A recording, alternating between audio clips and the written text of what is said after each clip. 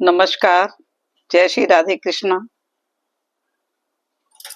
आज एक और विषय के साथ उपस्थित हूँ मैं, जो अक्सर हम लोग बोलने लगते हैं। कब? जब कोई हमें कुछ समझाता है या अनुभव अनुभव बताता है, तो अक्सर हम में से अधिकतर लोग कहने लगते हैं, रहने रहने रहने दो, हम सब कुछ जानते हैं। तो आज मैं इसी विषय को लेकर आपके सामने आ रही हूँ। मेरे विषय अधिकतर व्यवहारिक हैं, जो आम जनों को अक्सर कहते सुना जाता रहता है। उसी तरह के विषय हैं मेरे। तो विषय है मेरा, हम सब कुछ जानते हैं। अगर कोई व्यक्ति इस तरह से जब कह देता है ना कि हम सब कुछ जानते हैं, तो समझ लीजिए कि उसका विकास रुक जाएगा।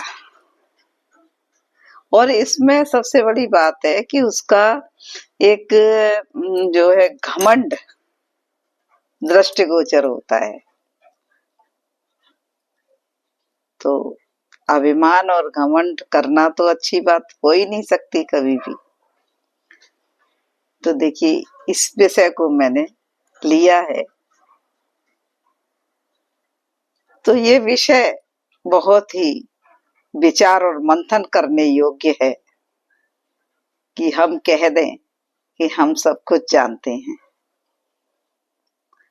अधिकतर कोई किसी को जब कुछ बताने लगता है अथवा समझाने लगता है, अथवा तो अपने अनुभवों को कहने की कोशिश करता है, तो अक्सर हम सभी यही कह देते हैं, रहने दो, हम सब कुछ जानते हैं।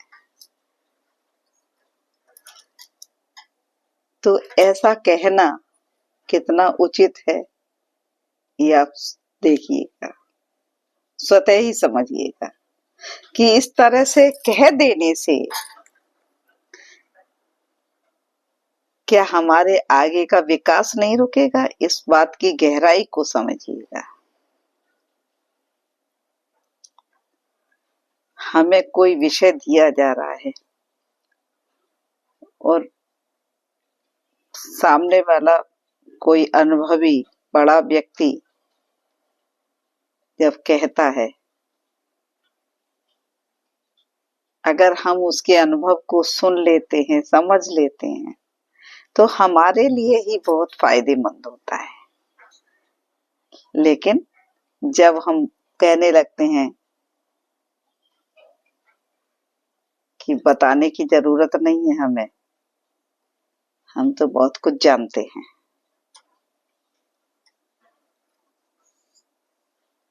तो इस तरह से कह देना कभी भी सही नहीं है।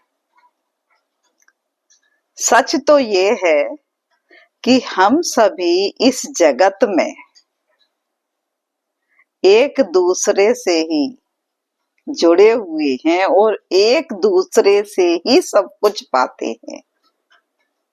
ये समझ लीजिए, बात की गहराई को पकड़िए और समझिएगा। अगर कहा जाए, एक माँ जब गर्भ धारण करती है सृष्टि के संचालन के लिए, तो देखिए उसके भरण पोषण के लिए कितने लोग सहयोगी होते हैं। पूरी प्रकृति सहयोगी होती है उसके भरण पोषण के लिए, एक जीव के आने पर। आप समझ सकते हैं इस बात को। और फिर भी हम ये कहने लगे, तो ये हमारे लिए मूर्खता वाली बात होगी। पूरा सहयोग प्रकृति के साथ साथ लोगों का होता है, एक एक जन का होता है, उसके जीवन निर्वहन के लिए, उस जीव के पालन पोषण के लिए। और जब वो जीव आ जाता है सृष्टि पर, संसार में, तो वो कुछ करने लायक होता है क्या? नहीं होता। वो कुछ भी करने लायक नहीं होता और उसका दूसरे ही तो सब कार्य करते हैं। हम सभी सृष्टि में एक दूसरे से चेन बाई चेन जुड़े हुए हैं, लेकिन हम अहंकारवश बहुत सारी बातें भूल जाते हैं। हम सभी को एक दूसरे से हमेशा ही सहयोग की जरूरत होती है और पूरी सृष्टि तो हमारे लिए ही कार्य कर रही है, पूरी सृष्टि। और हम पूरी सृष्टि का उपयोग अपने लिए ही कर रहे हैं, ये भी देखिए। सृष्टि में हमें कर्म तो करना होगा ना, सृष्टि को, प्रकृति मतलब प्रकृति में जो चीजें उत्पन्न हो रही हैं उसके लिए वो कर्म तो करते ही हैं मानव, लेकिन सबका सहयोग होता है। वो चाहे जड़ चेतन हो, चाहे कोई भी हो। यदि ये कहूं कि पूरी प्रकृति, जड़ चेतन, स्थावर, जंगम सभी सहयोगी हैं, तो इसमें कोई अतिशयोक्ति नहीं होगी। जन चेतना के अंतर्गत सबसे महत्वपूर्ण भूमिका किसान की है और फिर अन्य सभी भी बहुत बहुत महत्वपूर्ण हैं। जिन सभी के सहयोग से ही हम अपना अपना जीवन निर्वाह करते हैं। कहने को तो ये सब साधारण सी बातें लगती हैं, पर सोचा जाए, इन पर गहन चिंतन किया जाए तो ये बहुत ही विशिष्ट होती हैं।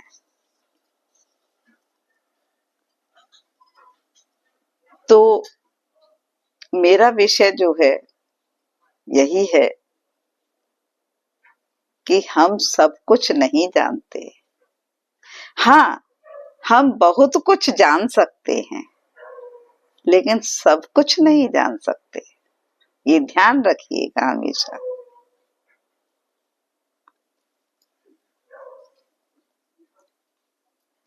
हाँ, ये संभव है कि बहुत कुछ तो जाना जा सकता है, पर सब कुछ नहीं जाना जा सकता। क्यों? क्योंकि सब कुछ जानने वाला तो वो अनंत परमेश्वर ही है। ये सब कुछ अनंत है और अनंत में ही समाया हुआ है। तो अनंत को अनंत तो जान सकता है, लेकिन उसका ये छोटा सा अंश, ये छोटा सा उपकरण सब कुछ नहीं जान सकता, ये ध्यान रखिएगा। वो पूर्ण ब्रह्म परमेश्वर हर तरीके से पूर्ण होंगे, लेकिन हम नहीं हो सकते। भला पूर्ण ज्ञानी, संपूर्ण जानकारी रखने वाले हम कैसे हो सकते हैं? हाँ, जब हम अपने आप को पूर्ण से जोड़ने लगते हैं, तब उनमें मिलकर पूर्ण होने लगते हैं। अन्यथा हम तो अपूर्ण हैं। तो अपूर्ण पूरी जानकारी कैसे रख सकता है? इस बात की विशिष्टता को समझिएगा। मैंने कुछ भाव अपने लिखे हैं, एक कवित्त के रूप में आपको प्रस्तुत करती हूँ। वो कोई परिपूर्ण नहीं होता, कोई परिपूर्ण नहीं होता इस जहां में, इस जहां में कोई परिपूर्ण नहीं होता, और सभी में कुछ ना कुछ ज्ञान होता है, और सभी में कुछ ना कुछ ज्ञान अवश्य होता है इस जहां में। बस एक दूसरे को कुछ ना कुछ देते जाइए, बस एक दूसरे को कुछ ना कुछ देते जाइए इस जहां में। दूसरों से जो होते तो अपने ही हैं, पर माने जाते हैं पराए। दूसरों से जो होते तो अपने ही हैं, पर माने जाते हैं पराए। कुछ ना कुछ लेते जाइए इस जहां में।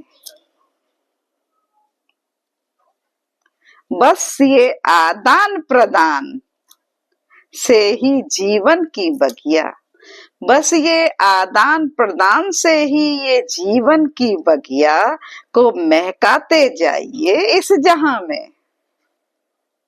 इस आदान प्रदान को करते जाइए और अपने जीवन बगिया को महकाते जाइए।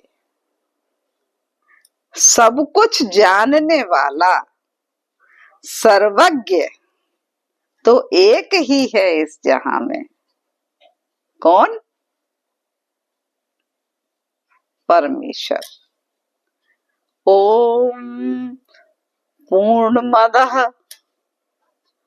पूर्णमिदं पूर्णात् पूर्णमुदच्यते पूर्णस्य पूर्णमादाय पूर्णमेवावशिष्यते।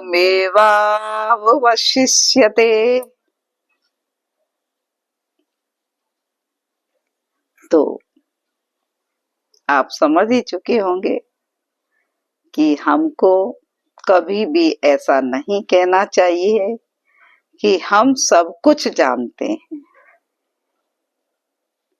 ज्ञान का खजाना अथाह है, अनंत है। हम जन्मों पे जन्म ले लेंगे तो भी हम अथाह ज्ञान के खजाने को पा नहीं सकेंगे। इसलिए कभी ना कहिए कि हम सब कुछ जानते हैं। बस ये कह दीजिए, हाँ थोड़ी बहुत जानकारी रखते हैं। ये कहना तो उचित है,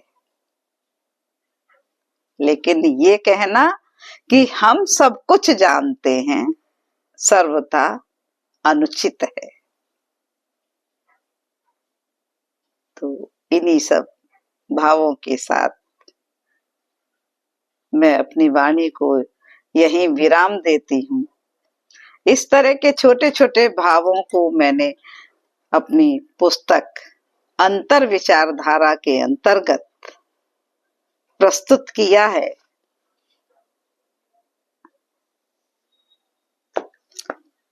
और उन्हीं सब भावों को, उन्हीं सब विषयों को लेकर मैं अपने इस YouTube चैनल के माध्यम से आप सभी के समकक्ष उपस्थित होती रहती हूँ।